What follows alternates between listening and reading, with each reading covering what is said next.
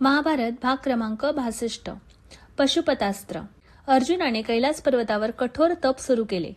त्याची मनशक्ती स्थिर होती आणि त्याचे एकच ध्येय भगवान शिवांची कृपा संपादन करणे. अर्जुनाचे अखंड ध्यान आणि सखोल भक्ती पाहून भगवान शंकर त्याच्या परीक्षेसाठी मानव वेश धारण करून वनात उतरले. त्यांच्यासोबत माता पार्वती ही शिकारिणीच्या रूपात होत्या. तेव्हाच एक प्रचंड रानडुक्कर वेगाने धावत येत होते. अर्जुनाने तोच क्षण ओळखून त्यावर बाण सोडला. त्याचवेळी किराट शिकारीच्या वेशात आलेल्या शिवांनीही त्याच रानडुकरावर बाण मारला. रानडुक्कर जमिनीवर कोसळले, पण कोणाचा बाण प्राणघातक ठरला हे समजेनासे झाले. या प्रश्नावरून अर्जुन आणि त्या शिकाऱ्यामध्ये वाद निर्माण झाला. वाद वाढत गेला आणि अखेर दोघांनी समोरासमोर युद्ध करण्याचे ठरवले.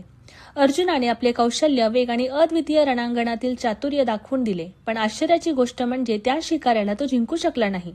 जणू काही तो विरोधक साधा मानव नव्हताच. अखेर थकून भागून अर्जुनाने एक शिवलिंग तयार केले आणि नम्रतेने त्यावर माळ अर्पण केली. माळ अर्पण करताच त्याने जाणले की ती माळ त्या किराट शिकाऱ्याच्या गळ्यात पडली.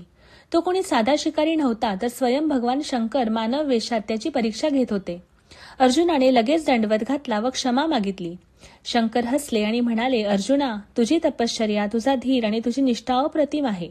तू माझी परीक्षा उत्तीर्ण झाला आहेस. यानंतर भगवान शंकरांनी अर्जुनाला पशुपतास्त्र, अत्यंत शक्तिशाली आणि दिव्य असे अस्त्र दान केले.